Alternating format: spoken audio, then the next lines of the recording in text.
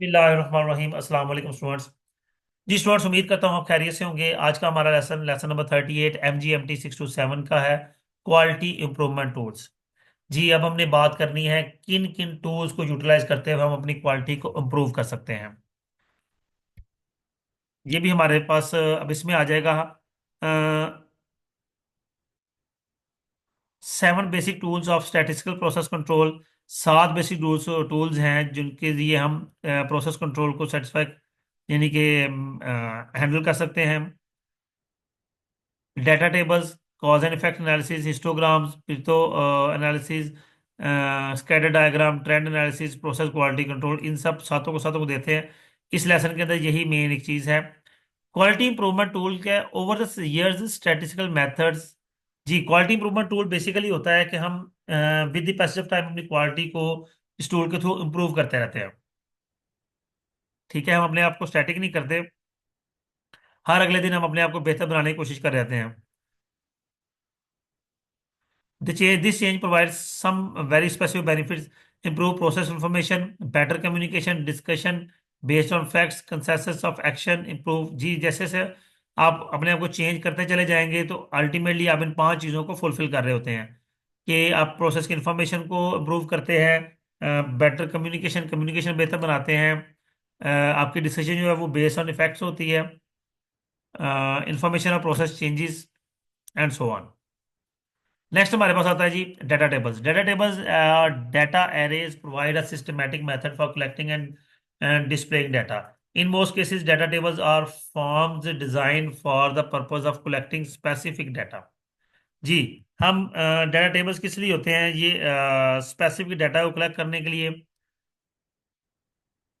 एक systematic method है, और इसका मकसद यही होता है कि स्पेसिफिक डाटा कलेक्ट किया जाए और फिर उस हिसाब से अपने फर्दर वर्क को परफॉर्म किया जाए। नेक्स्ट हमारे पास आता है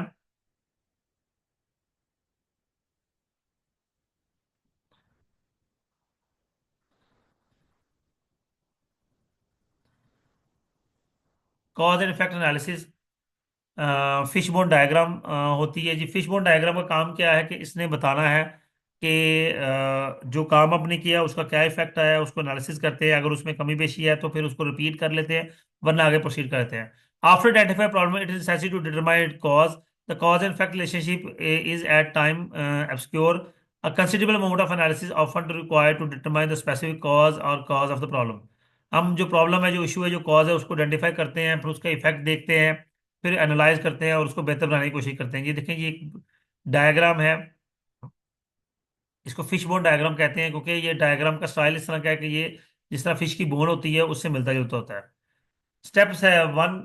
अब इसके लिए हमारे पास कुछ स्टेप्स हैं।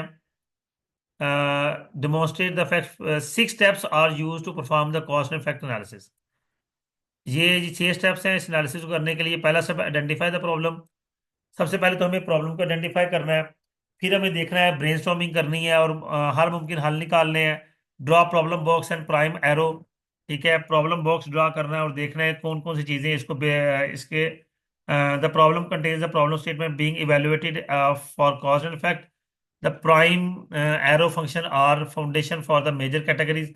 कौन कौन सी प्रॉब्लम इससे इंटरलिंक्ड है उनको डिजाइन करना है।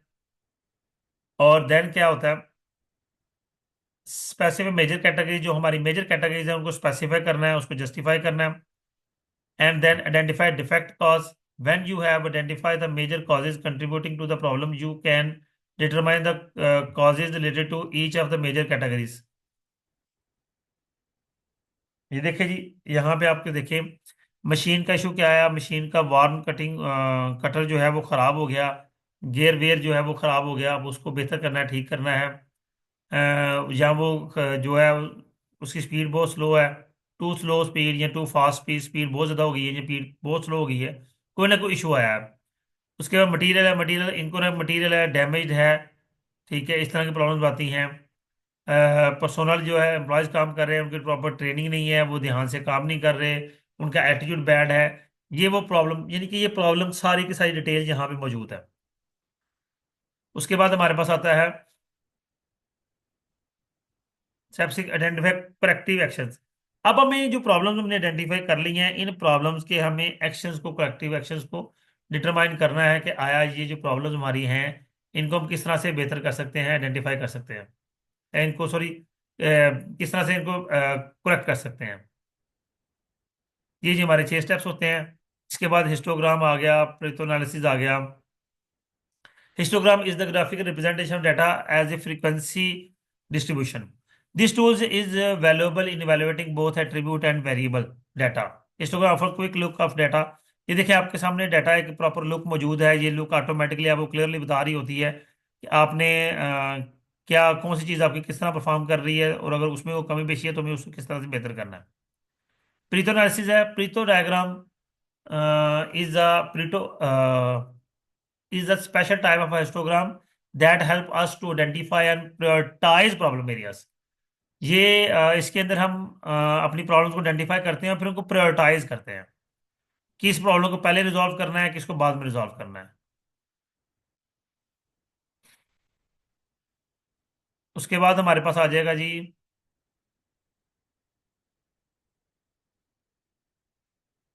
Trend analysis. Trend analysis is the statistical method for determining the equation that best fits the data in the scatter plot.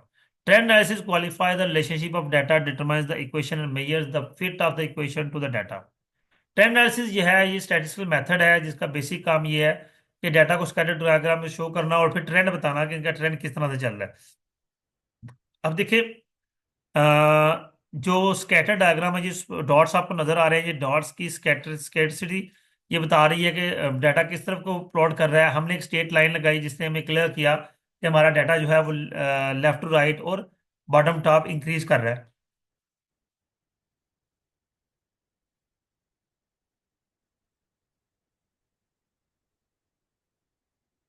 Next हमारे पास आता है जी process control chart. The use of control chart focus on the prevention of defects rather than their detection and rejection. जी, process control chart जो है internally initially process को control कर रहा होता है ताकि हमारे को डिफेक्ट निकले ना, इश्यूज निकले ना, कि जिनको बाद में हमें कंट्रोल करना है। हम पहले से अपने प्रोसेस को इस तरह डिजाइन करते हैं कि हमारे ये इश्यूज जो हैं वो हो ही ना। जिसमें इस चैप्टर के अंदर मेरा ख्याल है यही कुछ ही है। नेक्स्ट इंशाल्लाह अगले चैप्टर में देखते हैं कि नेक्स्ट हमारे पास क्या काम आता है।